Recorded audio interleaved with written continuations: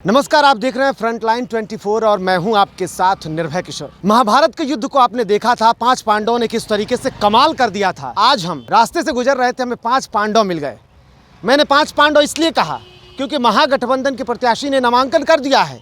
अब क्षेत्र में बड़ी जिम्मेदारी सबको मिल गई है और उनमें से 5 पांडव मैंने इसलिए कहा कि सभी लोग अपने अपने क्षेत्र में बड़े हैं और सभी अलग अलग दलों से हैं। सबसे पहले आरजेडी के पास हम जाते हैं क्योंकि तेजस्वी यादव आए हैं और आज जा चुके हैं, लेकिन उन्होंने क्या संदेश दिया है, ये किस तरीके से आरजेडी नेता पहुंचा रहे हैं। अपना परिचय दीजिए और उसके बाद बताइएगा। मैं मोहम्मद महताब सिद्दीकी। आज जो तेजस्वी जी आए तो उनके भीड़ को देखते हुए आपको समझ में ये आया होगा कि बिहार में एक अजब हवा बह रही है और इस हवा और इस आंधी में इंडिया गठबंधन 40 सीट जीतेगी। और जहाँ तक मधुबनी और झंझारपुर का सवाल है तो हम लोग अपार बहुमत से जीतने जा रहे हैं।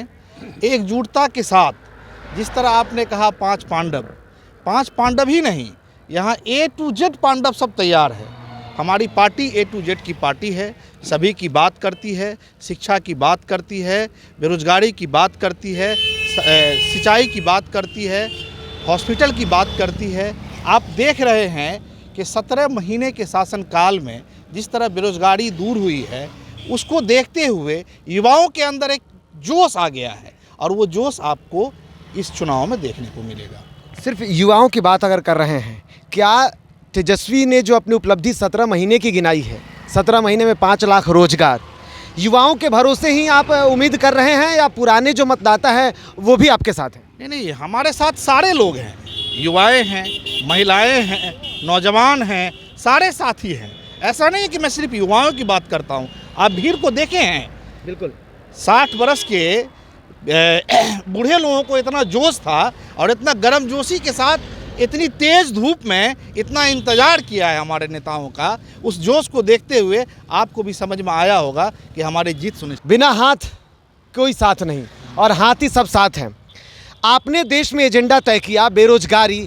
आप लगातार जिस तरीके से सत्ता पक्ष अपने स्तर से अपने तरीके से काम कर रहा है, राहुल गांधी और कांग्रेस आज भी एक ही मुद्दा, देश में जो सबसे बड़ा मुद्दा है बेरोजगारी, महंगाई, लेकर के चल रहे हैं। क्या वो एजेंडा अब आपके पीछे बाकी अन्य दल चल रहे हैं या साथ चल रहे हैं? देखिए, देश की जो आज काल और परिस्थिति है उसमें उसको हम 4 लाइन में सिमट देते हैं कि तख्त का नशा है, तख्त का नशा है, बस देश का कोई फिक्र नहीं, बेरोजगारी और विकास का देश में कहीं कोई जिक्र नहीं, कोई नया झूठ बनाओ, कोई नया झूठ बनाओ, सब पुराने हो गए, सड़कों पर देखो बच्चे भी सयाने हो गए, चाहे जान भी लगा लो, हम हिलेंगे नहीं, संविधान रोशन रहेगा, चाहे रहें हम नहीं। आज देश में यदि संविधान खतरे में है, आज देश का लोकतंत्र खतरे में है। एक शब्द में वो सारी बातें कह दी जो कहना था। तो मैं ये कहना चाहता हूँ, यदि संवैधानिक संस्थाएं खतरे में है,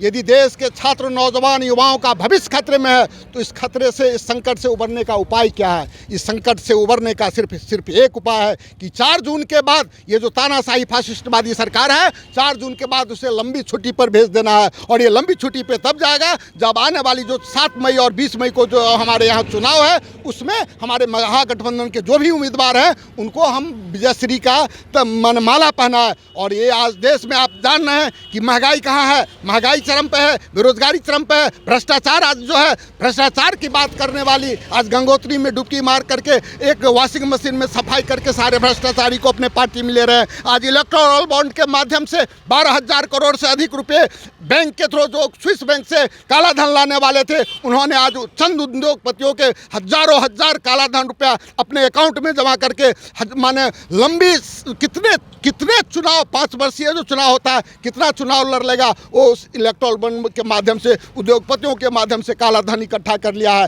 तो आप समझिए कि आज ये, और तीसरी तरफ ये चुनाव कैसे जीतते हैं उससे हमें लोगों को वाकिफ कराना है। कभी 20% की बात करते हैं, कभी 80% की बात करते हैं। एक बात बताइए, 20% बात बहुत करते, बहुत सवाल है। एक छोटा सा सवाल आपको, जिस तरीके से ये हम नहीं कह रहे हैं बल्कि तस्वीरें बखूबी बयां कर रही है कि कांग्रेस थोड़ी कमज़ोर हुई ज़रूर है, लेकिन जिस तरीके से कल आपने देखा होगा कि सहारनपुर में प्रियंका गांधी की रैली थी, उसने ये बता दिया कि देश में अब भी कांग्रेस जिंदा है। कांग्रेस जिंदा है। कांग्रेस का एक स्वर्णिम इतिहास है। जिस कांग्रेस ने देश की आज़ादी दिलाई, जिसने आधुनिक भारत का निर्माण किया, जिसने देश में जितनी भी बड़ी इंफ्रास्ट्रक्चर है, इसरो हो, सेल हो, बेल हो, गेल हो, हवाई अड्डे हो, इस सब का निर्माण करने वाली है कोई अगर पार्टी है तो कांग्रेस पार्टी है। कांग्रेस विकास में विश्वास करती है, कांग्रेस नफरत में विश्वास नहीं करते हैं। ऐसा नहीं है कि दो समुदायों में, दो धर्मों में उलझा करके, झूठ बोल करके, नफरत फैला करके, घृणा फैला करके। आपने तो विकास ही नहीं किया, ऐसा सत्ता पक्ष का कहना है। जो भी है सड़क से लेकर रोजगार सब कुछ सत्ता पक्ष वर्तमान में किया। अगर हम विकास नहीं किए हैं तो सिर्फ उसका एक जवाब है कि आपने जो MTNL बेचा वो किस सरकार ने बनाई, BSNL बेचा वो किस सरकार ने बनाई, हवाई अड्डे जिसको आपने अब निजीकरण कर रहे हैं वो कौन सरकार बनाई, रेलवे की जो पटरियां हैं, हवाई अड्डे हैं, वो सब जो आप बेच रहे हैं, LIC का जो आप निजीकरण कर रहे हैं, आखिर वो कौन सी सरकार बनाई जिसको आप बेच रहे हैं? आप एक संपत्ति, एक सरकारी जो एसेट है, बड़ा एसेट, उसका नाम आप गिनाइए जिसको आपने बेचा है वो भाजपा के सरकार में बनी हो। तो सब कांग्रेस की जितने भी मतलब इंफ्रास्ट्रक्चर्स, बड़े बड़े इंफ्रास्ट्रक्चर्स हैं, उसको बेच करके चंद उद्योग, और बेच किस लिए रहे हैं? चंद उद्योगपतियों को लाभ दिलाने के लिए और उसके माध्यम से अपने इलेक्टोरल बॉन्ड में पैसा लेने के लिए। आरोप और प्रत्यारोप का दौर जारी रहेगा, राजनीति है तो चलती रहेगी। सर एक बार पहले आपका परिचय जानेंगे। दिलीप झा, CPIM जिला कमेटी सदस्य। CPI वर्तमान के हालात को देखिए, CPI माले CPI माले, अच्छा एम अलग, माले चलिए वो कट कर लेंगे। हमारे साथ CPI-M से दिलीप झा हैं। सर जिस तरीके से स्थिति बनी है बखूबी आप जानते हैं, और अन्य दलों को तो छोड़ दीजिए, कहा यह जाता है कि आपका जो दल है वो राजनीति नहीं बल्कि देश का विकास चाहती है और हमेशा उसकी मांग करती आई है। लेकिन आज के जो हालात बने हुए हैं, क्या आपको लगता है बदल जाएगा हालात? हालत बिल्कुल बदला हुआ है, और दिल्ली के अंदर जो गद्दी पर बैठे हैं उनका जो झूठ है वह इस बार पूरी तरह पर्दाफाश जनता के बीच में आ चुका है। हम आपको बता देना चाहते हैं, मधुबनी जिला दो संसदीय क्षेत्र है, एक मधुबनी और एक झंझारपुर, और यहाँ किसानों का, मजदूरों का आबादी वाला क्षेत्र है। आप जहाँ खड़े हैं यहाँ आप जब देखेंगे तो किसानों को ईख का बड़ा खेती हुआ करता है, और बिहार के अंदर कहीं न कहीं 17 सालों से जब भाजपा का आप अगर चुनावी घोषणा पत्र को पलटेंगे तो उसमें देखेंगे प्रत्येक चुनाव के अंदर मधुबनी में जितने भी उद्योग हैं उनको चालू करने का वादा किए, और मधुबनी के अंदर जो पिता और पुत्र का जो जोड़ी है, जो परिवारवाद पर सफाई देते हैं, वह अपने मैनिफेस्टो में चमड़ा उद्योग चालू करने की बात करते हैं, ईख उद्योग चालू, चीनी मिल चालू करने की बात करते हैं, सूता मिल चालू करने की बात करते हैं, अखबार चालू करने की बात करते हैं। बहुत जगह जो कोसी सिंचाई का जो मुख्य साधन है वह आज कहीं न कहीं तहस नहस है, और यह जिला बाढ़ और सुखाड़ या मधुबनी में ये कमोबेश हर एक वर्ष आता और जाता है, जो आज तक अस्थाई निदान नहीं हो सका। तो यहाँ का जो नौजवान है, जो सरकार जो वादा किया था हम 2 करोड़ लोग को रोज़गार देंगे, आज रोज़गार तो दिया नहीं। जो सरकार वादा किया था लोगों को 15-15 लाख देंगे तो वो भी आज नहीं मिला। तो ये परिस्थिति है। तो यहाँ के दोनों लोकसभा क्षेत्र में, मधुबनी के अंदर, झंझारपुर के अंदर में, किसान, मजदूर, छात्र, नौजवान, माता बहनें सभी एक है, और इंडिया जो गठबंधन है, जो प्रगतिशील, जो एक साझा कार्यक्रम के तहत उनका जब आप घोषणा आपके सवाल से और मुझे तेजस्वी का एक बयान याद आ गया, उसमें से सवाल निकल के आया है। आप कह रहे हैं कि यहाँ के जितने भी जनप्रतिनिधि हैं उन्होंने काम नहीं किया, सरकार ने कोई काम नहीं किया। तेजस्वी ने मंच से आज बोला है कि यहाँ की जनता ने खुल करके भर भर के एनडीए को वोट दिया। स्थिति आज देख लीजिए कि झंझारपुर की बात करें तो 6 विधानसभा, 5 पर एनडीए का कब्जा। अब उधर देख लीजिए तो उधर भी लगभग कमोबेश स्थिति वैसी ही है। ये क्यों हो गया सर? देखिए, जब आप धर्म का नशा, वह एक तरह का अफीम का नशा होता है, और भारत के अंदर में हमारे साथी ने आपको बताया, जब नफ़रत का बीज बोया जाता है तो लोग अंधा हो जाता है। और देश के अंदर आप सुनेंगे, जब देश के जो वास्तविक मुद्दा है उसमें जब आप नोटबंदी से जब उठाएंगे तो आरबीआई ने क्या कहा, जो 88,000 करोड़ रुपया प्रिंटिंग प्रेस से आरबीआई के अंदर नहीं आ पाया। हब कंपनी है, जब सर्जिकल स्ट्राइक हुआ उसका 70वां दिन पाकिस्तान से हब कंपनी से चंदा लिया गया।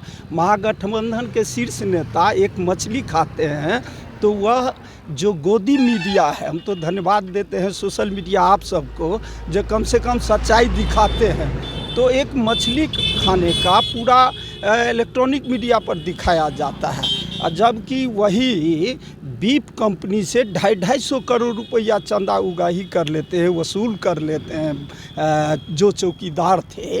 और कहीं न कहीं तो ये जो चीज़ है, लोगों का जो वास्तविक जो जनता का सवाल है, वह जनता का सवाल लोग सवाल नहीं पूछे, हम ईडी से छापा मरवा के कैसे कलेक्शन करें, कैसे उगाही करें। ये जो दौड़ है, ये दौड़ को ये जो महागठबंधन है, इंडिया गठबंधन है, अंदर से पूरी तरह सुनामी है। चलिए, अंदर से पूरी तरह सुनामी है। सर आपसे भी पूछ लेंगे, सवाल बहुत हैं, आपका परिचय एक बार जानेंगे। मनोज कुमार यादव, जिला मंत्री सीपीआईएम मधुबनी। देखिए, तथ्य को बहुत आप बखूबी समझते हैं और मैंने सर से पहले ही परिचय लिया है उसी तरीके से। तथ्य और तथ्यों पर बात करना, बेहतर अध्ययन आप लोग बहुत अच्छा करते हैं। जिस तरीके की स्थितियां रही हैं, ये सारी स्थितियों के बीच में और दूसरी तरफ कई दलों का एक साथ आना इंडी गठबंधन में, एकजुटता दिख पाएगी क्या? क्योंकि हम भी 2 दिनों से लगभग इस इलाके को देख रहे हैं, ऐसे में एक विच्छेद की स्थिति दिख रही है, चाहे वो आरजेडी के नेताओं की बात कर लें या फिर हालांकि सीपीआईएम और लेफ्ट के नेताओं में तो नहीं दिखी है, लेकिन आरजेडी के कई नेताओं में नाराज़गी। सबको एकजुट आप लोग कर पाएंगे क्षेत्र में? अब आपको जाना है। सबसे पहले तो आपको धन्यवाद। और जहाँ तक एकजुटता की बात की है, तो मोदी जी के 9.5 साल के कार्यकाल में 2 भारत का निर्माण हुआ है। एक भारत है जो चमकता भारत है और दूसरा भारत है जो तड़पता भारत है। तो चमकता भारत और तड़पता भारत, चमकता भारत का नेतृत्व एनडीए कर रहे हैं, तड़पता भारत का नेतृत्व इंडिया गठबंधन कर रहे हैं। तो जब हम पूरे देश के लिए, जब तड़पता हुआ भारत के लिए हम लड़ रहे हैं, तो यहाँ सामंजस्य नहीं और है कि सवाल नहीं है। हम 26 पार्टी पूरे देश में एकताबद्ध होकर के जो अधिकार से वंचित जनता है, हमारे साथियों ने बताया कि मोदी जी ने जो वादा किए थे उन्होंने एक भी काम नहीं किए। तो जो वंचित जनता है उसको अधिकार दिलाने के लिए आज मधुबनी, झंझारपुर ही नहीं, बिहार ही नहीं, पूरे देश की मांग है कि इंडिया गठबंधन का निर्माण हो। इंडिया गठबंधन का निर्माण हुआ और मोदी जी का जाने का यह समय आ गया है। चलिए सर, परिचय दे दीजिए। मेरा नाम अमानुल्लाह खान हुआ, मैं मधुबनी नगर निगम का डिप्टी मेयर हूँ और कांग्रेस का प्रदेश प्रतिनिधि हूँ। क्या सवाल है आपका? हाँ, अब सवाल यही है कि वादे तो सबने किए हैं, अब सवाल ये है कि आप भी मैदान में हैं, तो फिर एक बार वही सवाल आपसे भी होगा कि जो वादा किया वो निभाना पड़ेगा आपको। एक शेर के साथ हम आगाज़ करते हैं अपनी बातों का। खूब बहती है अमन की गंगा तो बहने दो, मत फैलाओ नफ़रत और दंगा रहने दो, और लाल और हरे कपड़े में हमको मत बांटो, हमारे छत पे एक तिरंगा रहने दो। ये हमारा है, पूरे सार का जवाब यही है कि हम लोग क्या चाहते हैं। देखिए, मोदी सरकार वाजपेयी जी की सरकार की तरफ फील गुड महसूस करने लगी है, और यूपीए गठबंधन उस समय आया और 10 साल के कार्यकाल में जो काम किया है उसी पैटर्न पर आज मोदी सरकार काम कर रही है। हिटलर भी अपनी हिटलरशाही से अंधा हो चुका था। मुल्क के अंदर में पहली बार ऐसा हुआ है कि पद पर रहते हुए मुख्यमंत्री लोगों को गिरफ्तार किया गया है। ये एक खेत का देश की जनता समझ रही है। जो घास काट रहा है खेत में, जो किसान फसल उगा रहा है, वो भी जान रहा है कि मोदी सरकार हिटलरशाही से चल रही है और देश में तानाशाही इसलिए नहीं चलेगी। इसीलिए पूरा देश ये कह रहा है कि प्रजातंत्र खतरे में है, संविधान खतरे में है, डेमोक्रेसी खतरे में है। हमको इसके लिए लड़ना चाहिए और ये जो चुनाव है, ये चुनाव भारत का भविष्य तय करने वाला चुनाव है।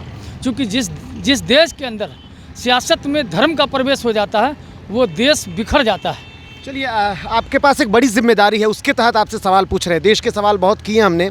सवाल ये है कि आप मेयर भी हैं और ऐसे में ये क्षेत्र जो है, जो इलाका है झंझारपुर या फिर मधुबनी की बात करें, सबसे अधिक बाढ़ से ग्रसित होता है। और जब गर्मी का वक्त है, हालांकि सुखाड़ की स्थिति बनेगी ही बनेगी, क्योंकि जो हालात हैं, कैसे रोजगार पैदा करेंगे जहां बाढ़ की स्थितियां लोगों को परेशान कर देती है। मैं 2 दिनों से मैं देख रहा हूं, आज भी जहां लोग चांद पे चले गए, बस पे भर भर के मजदूर जा रहे हैं। ये कैसे रोकेंगे सर आप? उसका सीधा मानना ये है कि राहुल गांधी जी का जो विज़न है, युवाओं को रोज़गार देना, किसानों का हक देना, हाँ, तमाम तर समस्याओं का निदान करना, उनके विज़न के आलोक में जब हमारी केंद्र में सरकार होगी, तो जिस तरह ये जुमलेबाज सरकार, झूठी सरकार ये भाषण देती आई है, हर तरह के वादे करके वो फेल करती है, राहुल गांधी उसमें से नहीं है। राहुल गांधी अगर प्रधानमंत्री बनते हैं या इंडिया अलायंस में जो भी प्रधानमंत्री बनता है, तो हम लोग यह यकीन रखते हैं कि बिहार को विशेष पैकेज मिलेगा और उस विशेष पैकेज से चाहे लोहट, सकड़ी और ये रैया रोजगार लेकर के आएंगे। चलिए अब एक आखिरी सवाल, तीनों से अलग अलग करेंगे। सवाल ये है, ये सवाल बड़ा है और आपको नाराज भी कर सकता है। सवाल ये है कि जिस तरीके से समीकरण बन चुका है, सुमन महासेठ ने नामांकन कर दिया है और तेजस्वी और उनके साथ साथ मुकेश सहनी ने चुनाव प्रचार लगभग कर दिया है, संदेश छोड़ दिया है। सवाल ये है कि इससे पहले गुलाब यादव लगातार महागठबंधन से आने की कोशिश कर रहे थे, नामांकन नहीं मिला, उनसे हमने बात की है, उन्होंने आरोप लगाया है और आरोप बखूबी आप समझ सकते होंगे कैसा होगा, धोखा उनके साथ हुआ। आपको भी लगता है? देखिए, हम लोग ये मानते हैं शिखर नेतृत्व का जो फैसला हो, इस वक्त एक बड़ी लड़ाई है देश में संविधान को बचाने की। उसमें आला कमान लोग जो भी हैं, इंडिया गठबंधन के जितने भी जो 28 दल हैं, उनका जो फैसला है वो स्वागत योग्य फैसला है। इसमें कौन पीछे रह गया, कौन आगे है, ये बताने की जरूरत नहीं है। छोटा ही जवाब सर, फैक्टर बनेंगे गुलाब यादव? कोई फैक्टर नहीं बनेंगे। आपने पिछले दिन देखे, आपको तो गुलाब जी के अलावा भी पूछना चाहिए। पिछले दफ़े राष्ट्रीय जनता दल से गुलाब जी लड़ रहे थे और पूर्व मंत्री, पूर्व सांसद देवेंद्र प्रसाद यादव जी लड़ रहे थे, उनको 22,500 वोट आया था। तो गुलाब यादव जी लड़ रहे हैं, वह किसी न किसी रूप से एनडीए गठबंधन के जो उम्मीदवार है सुमन महासेठ जी, उनको फ़ायदा होगा। आप पूछेंगे कि कैसे फ़ायदा होगा, वे तो यादव है, वे तो राजद से निकल के लड़ रहे हैं, लेकिन जो सिंबल उनको मिला है वो उस सिंबल का वोट जो है, क्या कहते हैं, वो बीजेपी गठबंधन का था, इंडिया गठबंधन का था।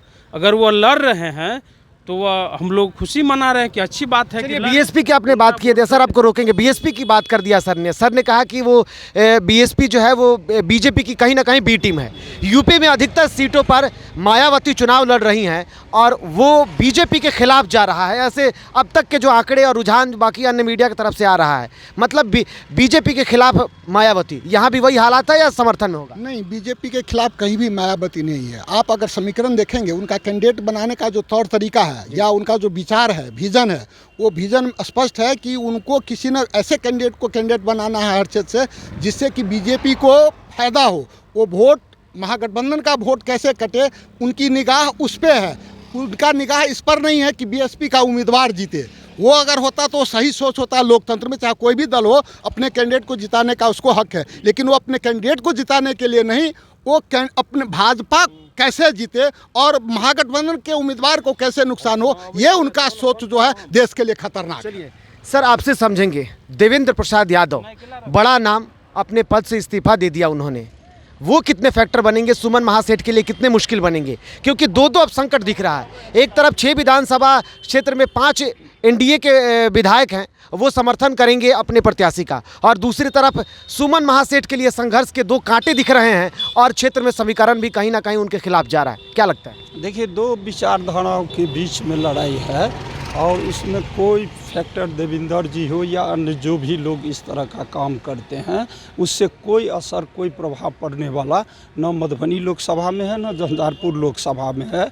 और मधुबनी से फातमी साहब भी चुनाव जीतेंगे और यहाँ से भी झंझारपुर से सुमन कुमार महासेठ जी चुनाव जीतेंगे। और जनता का दोनों जगह काफ़ी स्नेह है, प्रेम है। महागठबंधन इंडिया के जो वर्कर हैं, जो नेता हैं, पूरी एकजुटता के साथ जो भाजपा का जो जो तौर तरीका है सत्ता चलाने का, उनका जो नाकामी है, उनका जो झूठ का प्रचार है, उनका जो आपने पिछले दिन देखा जो हमारी माताजी कैसे बर्तन मांजती थी, हम भिक्षा मांगने ट्रेन में कई दिन चाय पीने का, चलिए बड़े सवाल हो ये सकते हैं और बहुत चीज़- आरोप है। हाँ, बहुत तो- लंबा हम लोग का डिस्कशन होगा। एक छोटा सा सवाल आपसे, सवाल अलग होगा।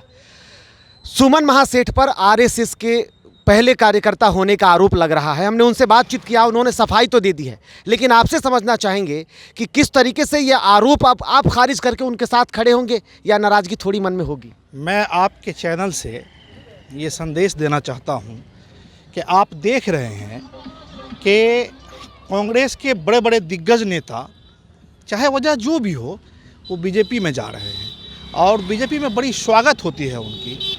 मैं पिछले कई दिनों से देख रहा हूँ और आपने ये सवाल भी दागा है। बहरे कैफ इस पे हमको ज़्यादा डीपली नहीं बोलना है, लेकिन इतना ज़रूर बोलेंगे कि जब हमारे कांग्रेस के या इंडिया अलायंस के गठबंधन के जो नेता जाते हैं बीजेपी में, उनका पुरजोर स्वागत होता है। इसी तरह अगर बीजेपी या कोई आरएसएस के नेता हमारे दल में आते हैं, हम लोग उनका पुरजोर स्वागत किए हैं और करेंगे, और पूरी धरातल पर हम लोग उनको तो आपने वॉशिंग मशीन बना दिया है। नहीं, बात वॉशिंग मशीन की नहीं है। यहाँ है कि हम जितने भी साथी हैं उनसे यही कहना चाहेंगे कि सुमन महासेठ को भी अपना नेता माने और मान करके गले लगाए और अपना एक एक बहुमत मत उनको दे करके झंझारपुर लोकसभा से भारी मतों से विजय बनावे। धन्यवाद। चलिए बहुत धन्यवाद सर, हमारी बातें काफ़ी लंबी हुई। सड़क पर चलते हुए बातें तो कई सारे निकल जाती है और अच्छा भी लगता है जब बातें होने लगे, लेकिन बात कहते हैं ना कि बात करने से बात बनती है और एक एक संदेश आप तक साफ गया होगा, चाहे जिस तरीके की सरकार चल रही हो या फिर जो लोगों के बीच में अंदर से कई अरसे मन की चर्चाएं हो जो अब तक खुल करके नहीं आ रही हो, चाहे वो आरएसएस से लेकर के हमने जो सवाल किया, हमने सुमन महासेठ से भी सवाल किया, उन्होंने सीधे शब्दों में कहा है कि वाल्मीकि का भी अतीत था, उनका भी अतीत है। और सिर्फ इतना ही नहीं बल्कि एकजुटता और जो संदेश के साथ अब महागठबंधन के प्रत्याशी चुनावी मैदान में हैं और उनके जो कार्यकर्ता उनका दाहिना और बायां हाथ बन करके हर एक कार्यकर्ता